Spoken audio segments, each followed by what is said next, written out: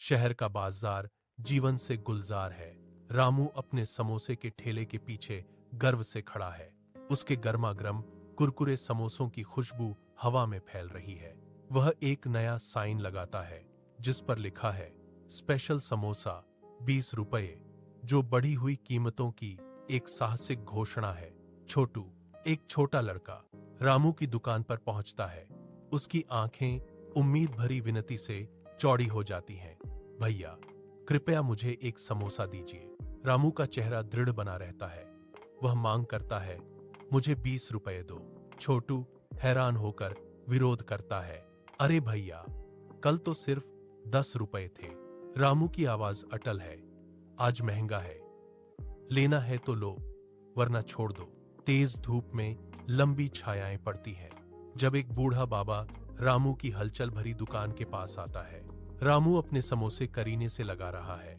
उसका ध्यान अपने माल पर केंद्रित है, आने वाले व्यक्ति से बेखबर। बूढ़ा बाबा उसकी आवाज कांपती हुई विनती करता है, बेटा, मुझे बहुत भूख लगी है, मुझे एक समोसा दो। मेरे पास सिर्फ 5 रुपए हैं। रामू ताना मारता है। उसका चेहरा सख्त हो जाता है। तुम 5 रुपए में चटनी भी नहीं खरीद सकते, यहां से चले जाओ। बाबा की आंखें सिकुड़ गईं। उनकी निगाहों में एक गहरा चेतावनी भरा भाव था। याद रखना बेटे, लालच का अंजाम हमेशा बुरा होता है। रामू एक झटके से बाबा को खारिज कर देता है। सूरज उसके अड़ियल चेहरे पर एक कठोर रोशनी डाल रहा है। हवा का एक तेज झोंका गली में जोर से बहता है, जिससे रामू की समोसे की टोकरी लुढ़क जाती है और धूल भरी जमीन पर बिखर जाती है।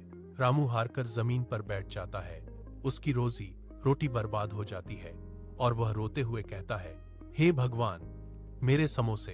एक याद कौंध जाती है और रामू सिर झुकाए बाजार के कोने में बैठे बुजुर्ग बाबा के पास पहुंचता है और कहता है, बाबा, मुझे माफ कर दीजिए, मुझसे गलती हो गई।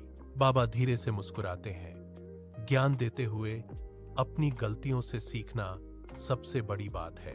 अगली सुबह रामू गर्व से एक नया साइन लगाता है, गर्मागर्म समोसे 10 रुपए और भूखों के लिए मुफ्त समोसा।